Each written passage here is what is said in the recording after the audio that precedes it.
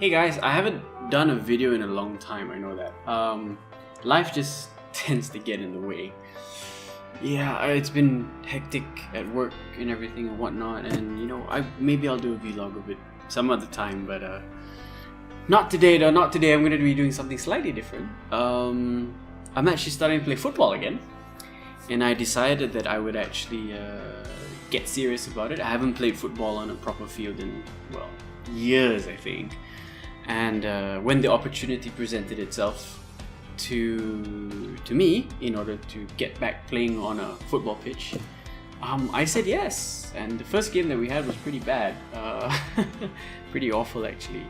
And I actually managed to destroy my old Champions League boots, which I hadn't used in like 4 years, right? And well, today actually we're going to be looking at boots, right? Boots that I have purchased over the last few weeks. Actually, I'll show you guys the cheap one that I've been using so far. These are the Adidas X 15.4s, right, with the FGAG stud pattern. It's got a fully synthetic upper, right, and a very standard TPU plastic is what do you call it, sole, right, internal heel counter. Not much padding. It's really thick. It's not the best thing in the world, but it was on clearance at Sports Direct. I got it for only 120 bucks, and it sufficed when my Champions League boots died. Thing is that I've got another pair of boots coming along the way that will arrive in about 3 weeks time, right? It's a model of boot that isn't available here in Malaysia, and I can't wait for it actually. But in the meantime, I decided I'd get a proper boot that would actually be far more comfortable to use than this. I mean, well, this is fine for what it is. It's a cheap boot, and you can sort of just play with it. But I'm hoping to actually properly play football again, and I want to take it seriously. So I decided that I would actually invest in a new pair of boots, which would actually be my practice boot, the ones that I would probably wear most often. So after a quick search of the internet and trying to keep up to date with all of the new stuff that has come out, all of the new boots that are out there, I came across an old brand which I had not actually worn since I was in primary school. The last time I wore a Mizuno boot, right? And not to say that they're an old brand as in like, nobody uses them anymore. Lots of people do. Old brand because of my personal history with them. So I decided that yes, I would get myself a pair of Mizunos as a daily practice boot, something for me to go jogging in and all that. And also just in case when the weather situations call for it, right?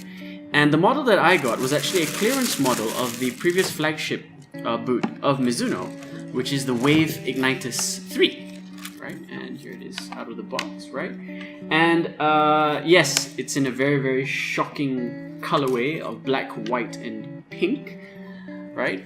And yeah, this is how it is coming out of the box, right? Just like that. This is the box there. That's all you get in the box. Just the boot itself, together with lots of paper and a very handy care instruction manual that rather helpfully tells you that you should not wash these boots in a machine. Yeah, for sure. Right? So let's have a look at this. Now bear in mind that this boot is actually a couple of years old, right? So that's why it was on clearance. I actually got it for 40% off at a World of Sports sale. Okay, and this is in my usual what I discovered to be my actual size, which is UK 8.5. Actually no, this is actually small. This is UK 7.5. So Mizuno's sizing is actually a lot smaller than the Adidas sizing that I have. So this was UK 8.5 for Adidas, and this is UK 7.5 for Mizuno. I have a feeling that they actually got the US and UK sizing mixed up, because this is US 8.5 inside the tongue, as it says here. I don't know if you guys can actually see it. Can you see it? Yeah, there you go. Not very clear, but yeah. So it actually says US 8.5, when in actual fact I'm a US 9 or a UK 8.5, according to Adidas, right? So I think their sizing is a bit small. This fits, wow, I don't know. I mean, it fits really tight. And why don't we just have a close look, right? Let's have a close look. Okay, so this is one of the few models left that subscribe to the power boot philosophy, right? Whereas most of the boots now made by manufacturers such as Nike and Adidas, right, go for the lightweight option, right? And touch and feel and all that by making the synthetic uppers a lot thinner, or the leather uppers as thin as possible. Mizuno went the other way with the Wave Ignitus and basically revived what made the Adidas Predator, the original Adidas Predator, such a well-loved boot. And how is that so? Because of this, the strike zone. Now, if you see the strike zone here, right, you'll see that there's these raised rubber patterns on them, right, laid in with these grooves here, which help grip the ball and, you know, spin it a bit better. So if you're trying to bend it like Bex, and you know that Adidas haven't produced the Predator boot in years, then this is probably the boot for you, right? And it's not just that, it takes that Adidas Predator concept and sort of next levels it by actually having not just one strike zone, but two. So the second strike zone is the one that you see up here, right? Now this, for those of you that are familiar with the work of people like Cristiano Ronaldo, this is what you would call the Knuckleball Zone, okay? So this actually sits on top of the media cuneiform bone, which is the strongest bone in your ankle, in your foot, right? And is what gives the knuckleball its particular blend of unpredictable movement in the air. So this particular piece of rubber here is meant to translate as much power as possible from the media cuneiform, which is again the strongest bone in your foot, directly to the ball and towards goal. So that's what they've done here. So this is what makes this particular boot special, right? These particular strike zones. Now the thing is that on the instep here, they haven't done anything major or different in particular, other than just giving it a bit nice swoosh. Now they've put the heel counter on the outside. Now this generally means then that they move the weight not outside of the skin of the boot, so as to provide better weight distribution throughout the entire thing. Okay?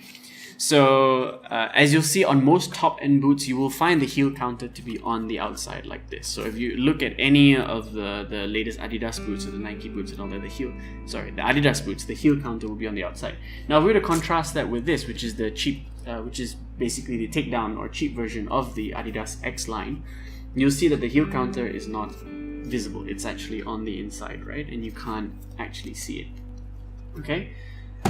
So yeah, so this is a quick look at the upper, right? And then, well, let's have a look at the stud pattern, which is very unique, actually. No other manufacturer does this, right? If we can see here by the sole plate. Okay, so having a look at the sole plate, you'll see that there are lots of these L-shaped studs. So there's 1, 2, 3, 4, 5 L-shaped studs, and then these 4 studs at the back actually connected together to sort of form 2 U-shaped studs as well, and then they're reinforced by being bonded to each other. And then you have these blade-like studs on the front, right, which are supposed to help with acceleration and grip. And on top of that, you have what seems to be a very, very tough plastic sole that is covered in rubberized elements here, these little black bits here. I don't know if you guys can see the texturing. There we go. Cool. Okay, let me hide behind the camera, see if the autofocus works. Yeah, there you go. You see the texturing on these on the sole plate right here. Right, again, this is supposed to help aid with grip. Now, oh, and of course we have the reinforced mid ridges along the midfoot here, which are very similar to Adidas's sprint frame construction, which is supposed to reinforce rigidity and responsiveness in the midfoot area. Now, here's the thing though. Mizuno declare this as a firm ground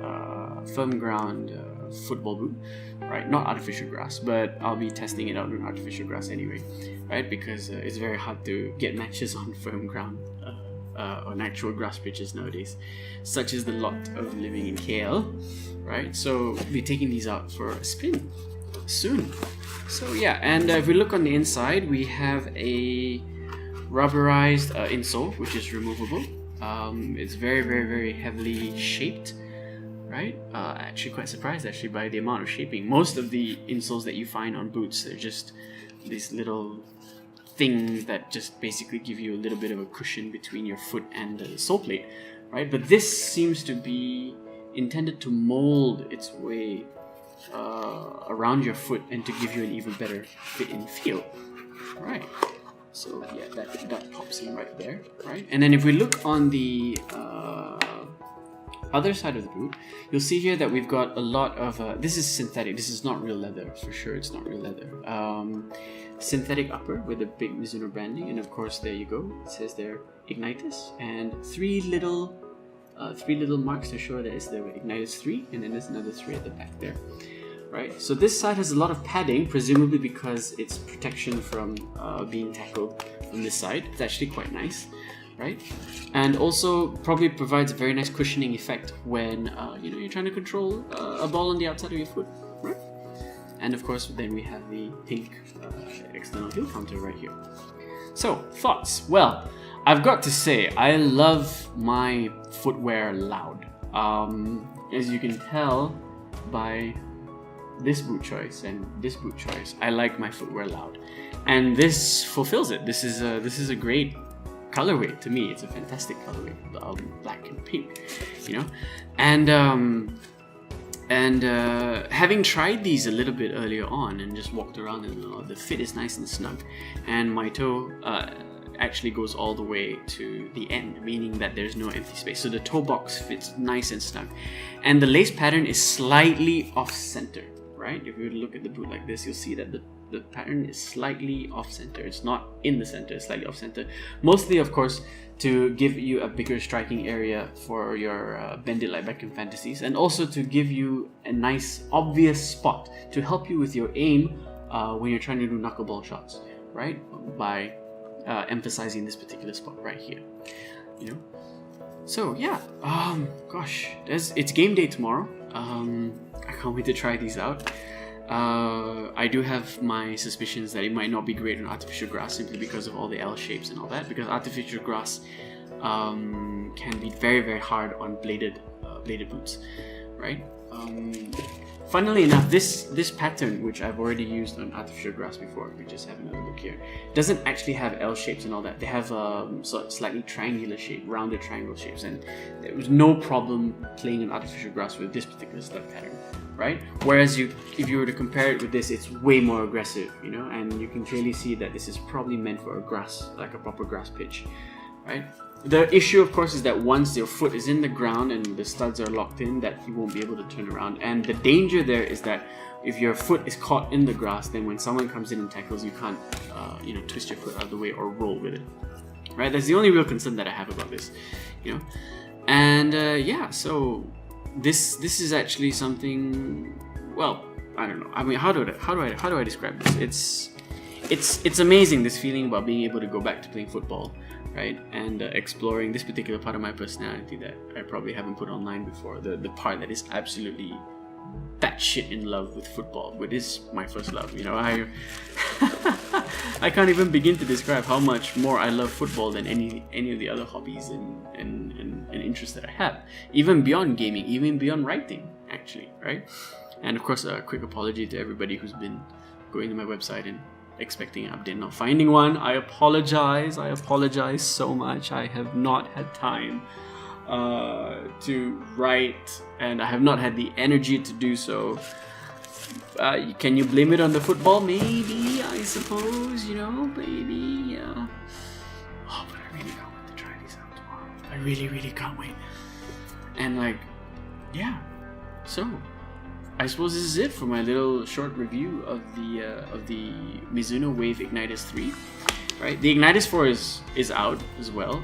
It was also it wasn't on sale actually. It was 699 ringgit. I was like, oh, okay, I'd already spent more than that on this other boot, which you will be able to see when it arrives in a few weeks' time. And yes, I will do a video about it. Oh god, there's so many videos that I have to do that I have not yet done, and even getting time together to just do this one has been a struggle. But yeah, so let me know in the comments, if you had the opportunity to try out this boot, would you try it out? Do you like the color? Do you think the color should be something else? Do you think the power boot still has a place in modern football? You tell me. Let me know in the comments below, and peace out.